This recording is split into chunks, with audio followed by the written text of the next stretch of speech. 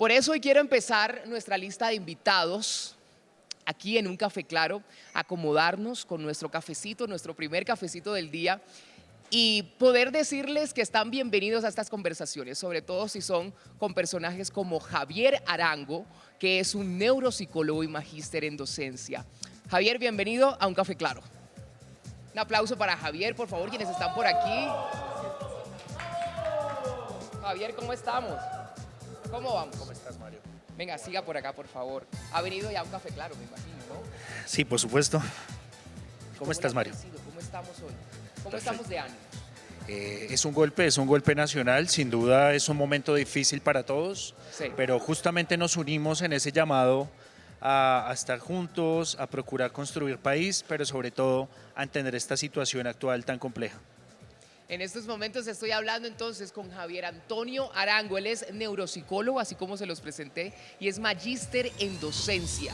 Además, Javier Antonio nos va a hablar de la relación que tiene el cerebro con el duelo y el papel que juegan los otros en el duelo, las otras personas que nos acompañan a nuestro alrededor, y cómo el duelo también afecta el estado de ánimo y la energía. En esos momentos, Javier, como arrancamos este programa, estamos bajitos de ánimos. Hay que entender que es un momento donde estamos llamando a la reflexión, donde estamos llamando a la unión, donde nos tenemos que unir, pero también es un momento donde hay que echar para atrás un poquito y entender por qué pasa lo que pasa en el país. ¿Eso es bueno o no es bueno? ¿Es bueno echar para atrás? Por supuesto, claramente la vida debe ser comprendida desde atrás y vivida hacia adelante, así que es importante siempre ir atrás. ¿Cómo te acercas tú al duelo? ¿O cómo empiezas a estudiar el duelo? Porque es curioso también que una persona se interese por una parte triste del ser humano, que es natural, pero que muchas veces el duelo se invierte. Muchas veces son hermanos menores despidiendo a hermanos mayores cuando no debería ser así, o muchas veces son padres despidiendo a sus hijos cuando debería ser de otra forma, y eso es un poquito lo que estamos viendo hoy en la realidad nacional. ¿Cómo te lleva o cómo te interesas por el duelo? Bueno, por supuesto. Primero quiero partir diciendo que el duelo que nos reúne en este día, como ya lo dijiste muy bien, Mario, pues está en torno al dolor de país, al dolor justamente de lo que es, no era sino es Miguel Uribe, pero también es un llamado a que entendamos el duelo visto como seres humanos para cada una de las personas que puedan estar atravesando un duelo o lo hayan vivido anteriormente, pues quiero que justamente hoy abordemos esas temáticas. Como lo decías, quisiera que entendiéramos que el cerebro también juega un papel importante dentro de toda la emocionalidad y dentro de la construcción de ese duelo. Si entendemos primero cómo funciona nuestro cerebro, vamos a entender por qué las emociones de alguna manera se pueden ver afectadas o desbordadas y entendemos la esencia misma del duelo para ya hablar de cómo elaborarlo. Mira que cuando nosotros tenemos un duelo, hay duelos grandes, también hay duelos chiquitos. Se puede decir o se puede catalogar los duelos, por ejemplo, cuando perdemos a alguien que está cerca a nosotros, no es lo mismo que perder a un familiar, por ejemplo. O cuando perdemos una mascota de la que nosotros teníamos toda la responsabilidad, no es lo mismo que perder a una persona como tu hermano menor, tu hermano mayor, tu hermano, ¿sí me entiendes? ¿Cómo se catalogan los duelos? Bueno, absolutamente. Tenemos que entender que los duelos de alguna manera dependen del individuo como tal. Depende de la relación que se tenga o la proximidad que se haya tenido con ese elemento que nos está generando el duelo. Una relación misma nos podría generar un duelo sin necesidad de que alguien falte físicamente o fallezca. Sí. Pero efectivamente también las mascotas tienen un lugar allí. Nuestros padres o la pérdida de un ser querido nos muestran claramente que el duelo depende de tres factores importantes. El primero, la relación y la proximidad que se haya tenido con la persona, con el elemento por el cual estemos elaborando el duelo. El segundo tiene que ver los recuerdos y las memorias almacenadas que representan una significación específicamente en el cerebro de algo que llamamos el hipocampo, porque Sí. esto también va a hacer que nosotros movilicemos esas emociones y nos va a marcar la intensidad de dichas emociones.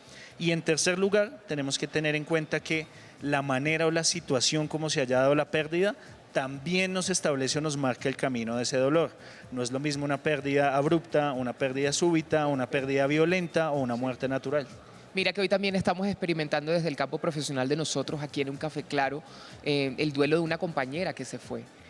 Una compañera que estuvo trabajando con nosotros aquí en Claro, en Red Más Noticias y en todo esto, y no sabemos ciertamente qué ocasionó lo que ocasionó, pero sí nos preguntamos un poquito cómo podemos sobrellevar una pérdida que es repentina, que no lo espera, sobre todo cuando estamos hablando de una persona joven, una persona alegre, una persona llena de vida. ¿Cómo se afronta eso? Bueno, claro, si hay una elaboración previa, digamos que el duelo es más fácil de llevar, pero en esta situación puntual que estamos delimitando es una pérdida súbita.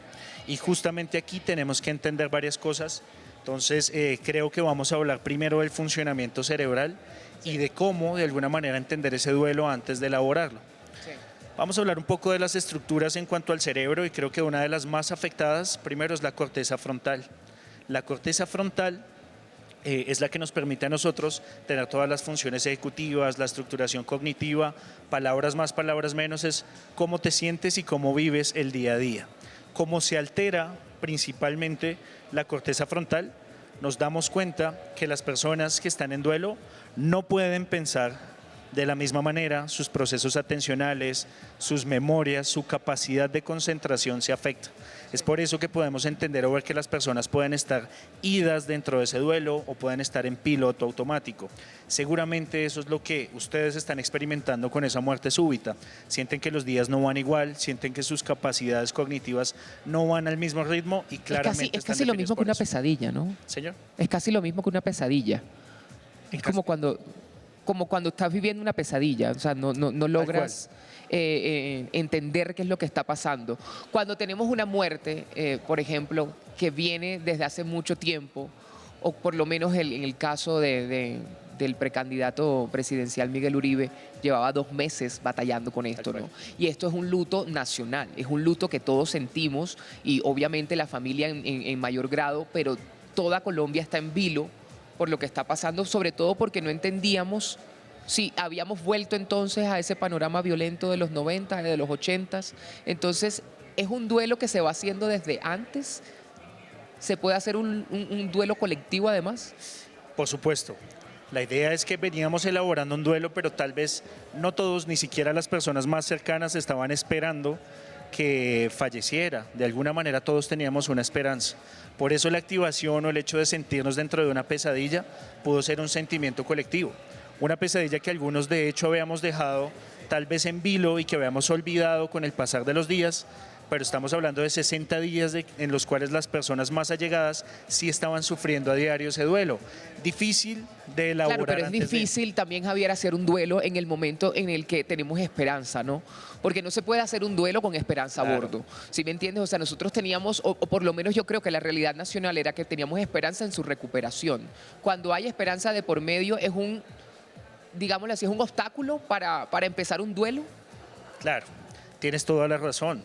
La esperanza hace que se bloquee esa elaboración del duelo. Claro. Por lo tanto, no hay una elaboración previa. Es una elaboración que inicia hoy, que inició para su familia a la 1:36 AM, pero que para nosotros al ir conociendo los medios y al enfrentarnos en el día a día, en las noticias y en lo que veníamos entendiendo, inició colectivamente para todos, porque la esperanza murió en ese momento. Te pregunto también por las personas que de repente están del otro lado de la balanza, y es las personas que están preparándose para irse, o las personas que de pronto por un diagnóstico, o las personas que también tienen ya pronosticado que se van a ir de este planeta o que ya no van a estar con nosotros. ¿Cómo se preparan ellos para afrontar la muerte? ¿Qué te dicen esas personas? ¿Y cuál fue el mensaje que a ti te marcó, por así decirlo, porque no encontraba cierta madurez al abrazar un poquito la muerte por parte de esas personas? Por supuesto, la validación es lo primero que tiene que existir, es decir, una persona que sabe de alguna manera o está en un proceso terminal, sabe que va a dejar este mundo, Sí. nos va a dar a nosotros o nos va a marcar la pauta de entender qué tan difícil está haciendo o si al contrario lo ha soltado y lo viene elaborando, y desde la validación de los otros, de los que estamos alrededor, podemos ayudar en ese proceso de transición.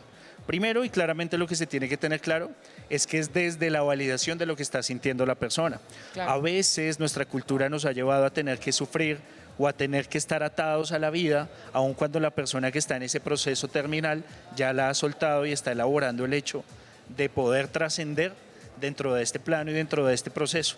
cosa que nosotros, que somos los que estamos alrededor de ese duelo, no entendemos o lo invalidamos con cosas como tú vas a estar bien, tú vas a mejorar, tienes que creer, la esperanza es fuerte, vas a estar muy bien. Hoy en Un Café Claro estamos hablando con Javier Arango, él es neuropsicólogo y magíster en docencia, y con él estamos tratando todos los temas de cómo abordar desde nosotros mismos el duelo, de cómo abordar todas estas cosas difíciles, todas las noticias difíciles a las que nos enfrentamos. Y además tenemos una pregunta del día y es, ¿qué le dirías a esa persona que ya no está con nosotros? A través del 310-221-1111, aquí en Un Café Claro, los espero aquí presencialmente, pero también podemos entablar esa conversación a través de nuestros canales de WhatsApp y de todas nuestras redes sociales. Ahí también nos siguen en @RedMásTV en Instagram y también pueden ir dándonos su opinión a través de nuestro canal de WhatsApp y por supuesto de todas las redes sociales. Estamos, como ya dijo, con Javier estamos llevando a cabo esta conversación y Javier, te quiero preguntar también por esa persona que ya no está. ¿Cómo te fue a ti con el duelo y cómo te fue a ti como docente? Porque tú dices, en casa de herrero no puede haber cuchillo de palo, ¿no? Entonces yo creo que cómo te fue a ti analizando un poquito el duelo desde tu punto de vista. Bueno, claramente la teoría es una, como lo has dicho, Mario, pero el hecho de enfrentar una situación de esas es algo complejo. A mí me sucedió con mi padre. Mi Sí. padre, ¿A qué edad se murió tu papá? mi padre falleció de 54 años, muy Sí. joven. ¿Y tú cuántos tenías? En ese momento yo tenía 30 años 30 años. Muy joven. y fue una muerte súbita, además no hubo tiempo de una elaboración previa del duelo. Fue como un Simplemente infarto fue o algo así. una situación de tipo cardíaco súbita. No lo esperamos, incluso cenamos el día anterior, Sí. pero sobre las 4 de la tarde del 29 de diciembre falleció. Y aparte un 29 de diciembre también esas fechas son claves porque pues Claro. obviamente se vienen a puertas de grandes celebraciones, entonces se lleva a que cada fin de año tú recuerdes esa fecha, ¿no? A ese punto quería llegar, o sea, diste literalmente en el clavo. Lo ¿Cómo más se hacen las complejo paces con es eso? asociar siempre esas fechas, Sí. van a estar atadas a unos recuerdos que van a estar siempre presentes cuando estás viviendo esa misma celebración, esa misma situación o simplemente cuando te enfrentas a una situación similar y estás en un contexto similar. En mi caso, si estoy en un sitio que es mi común denominador y todos los días, si estoy en una clínica, pues evidentemente estoy evocando esa situación. La gran diferencia radica o se marca en que ese dolor ya fue elaborado porque yo lo recuerdo sin dolor, al contrario, con toda la felicidad y con toda la gratitud. Pero ha llevado un tiempo muy grande haber elaborado todas las etapas del duelo, haber sentido esa rabia, haber comprendido realmente y entendido cómo, de alguna manera, no es que la vida me estuviese haciendo algo, le hubiera quitado años a él, sino entender que es la gratitud de los años que sí lo pude tener. Pero como te dije, esas etapas del duelo tomaron más o menos 2 años y Sí. no hay un tiempo estructurado para la elaboración del duelo, depende de cada uno. Y como te decía, como mi papá sí era tan cercano y la relevancia era tan próxima, pues eso Sí. hizo que el duelo fuera más complejo. Mira qué bonito que un profesional como tú nos pueda traer el mejor ejemplo con algo que tú experimentaste, ¿sabes? Te agradezco por eso, pues porque es un lado íntimo tuyo con el que nos compartes aquí, pero también te voy a terminar preguntando por ese proceso o qué fases tiene el proceso de duelo, en qué podemos encontrar un poquito de optimismo cuando es una muerte repentina y necesitamos seguir. Hay muchas personas que tú sabes que el duelo lo toman muchos días después del shock, incluso después de las 9 noches, esa persona entra como en un duelo, mientras tanto está como en piloto automático. ¿Cómo le dicen al piloto automático cuando alguien muere? Porque cuando alguien reacciona con este piloto automático, ¿cómo le dicen a ese fenómeno? Claro, entonces voy a iniciar otra vez retomando la concepción del cerebro. Sí, Entonces, eso que nosotros sentimos como que la vida va en automático no es más que el letargo o el procesamiento disminuido y lento del cerebro, Sí. que en su sinapsis además establece que la dopamina, o entra más bien en una abstinencia de dopamina, lo Sí. que nos limita la percepción de placer o de motivación. Entonces, eso hace que la vida vaya más lento y que entendamos que hay una cámara lenta alrededor de lo que estamos viviendo. sí. Entendido esto, ya sabemos que las personas de alguna manera reaccionan diferente, todos los cerebros son diferentes. Si te explico que así funciona el cerebro, ahora te paso a explicar cuáles son las fases del duelo y por qué esa primera fase, que es la de la negación, a veces se hace más grande. Claro. La negación es lo más complejo, porque es el hecho de sentir y decir, no creo que se haya ido, porque se fue, todavía está. Voy a tomar el celular para escribirle un mensaje y caigo en cuenta que ya no está. recibo una O llamada. son y las estoy personas que esperando también se rehúsan a guardar la ropa, Exactamente. a todas ese que tipo de conservan cosas. los espacios intactos, Sí. que de alguna manera la cama no es modificada, ni la ropa, ni los espacios, porque sienten que eso va a hacer que se prolongue su estancia dentro de eso que están viviendo. Entonces la negación, siendo la primera etapa, es el tema más complejo. Romper la negación es muy difícil y más si has tenido una proximidad muy alta con esa persona que se ha ido y te ha dejado. Después de la negación, empiezas a elaborar claramente todo el duelo ahí sí desde la comprensión, pero esa comprensión te lleva a una fase de ira o de rabia, mucha frustración.